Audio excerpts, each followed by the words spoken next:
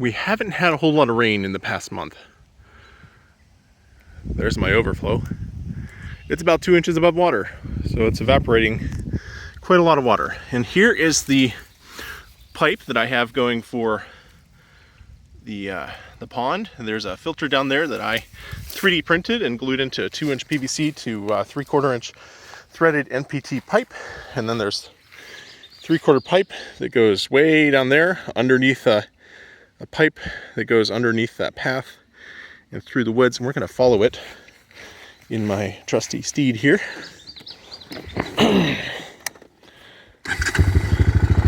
Old Smoky. Lots of smoke. Woo! Steep hill.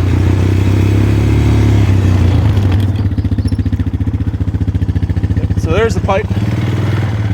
Runs underneath there. Through there, and through the woods. You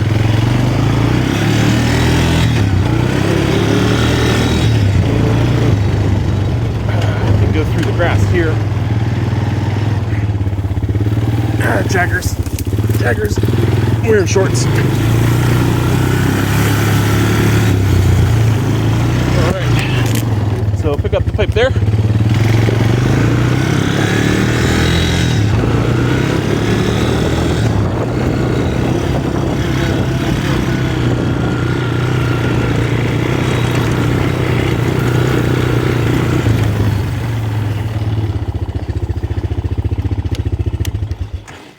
This is my pathetic garden that we're starting here. This is the first year we're living in this this place for a summer. You know, there's the house, there's the field, there's the barn, and the pond is way over there. So this is a rain soaker hose that I have set up, just gravity feed from the pond. Now, right here, there's only about 2 feet of head pressure coming out of the pond. You know, way back there it transfers to garden hose because I ran out of 3/4 poly and I have a ton of garden hose. And then I was concerned that this soaker pipe I just picked up today would not work on such little head pressure, yet here it is, working on like 2 feet of head pressure. So that's impressive. I was surprised that it would work. I did have to take out the little flow restrictor, mostly because it was leaking, not because it was restricting too much flow. And I did have to change, I still have to plant those somewhere. I ran out of room, but I realized that actually some of the stuff that I planted is dead.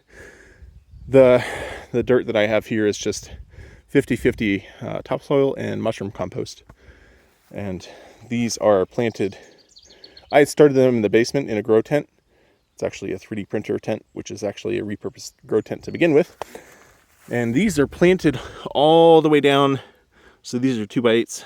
And 2x7 and a quarter, I believe. So they're planted all the way down at least 14 inches to the very bottom of this raised bed. So they have a really deep root structure. It's just been stupid hot and dry recently. And then these I still have to plant, at least the ones that have survived. There's a basil, a tomato, and this, it was alive yesterday. Oh, that looks like a tomato. Anyways, some of this stuff's alive. Red bell. It's still quite green. I think it's alive. It's either a cucumber or something in that family.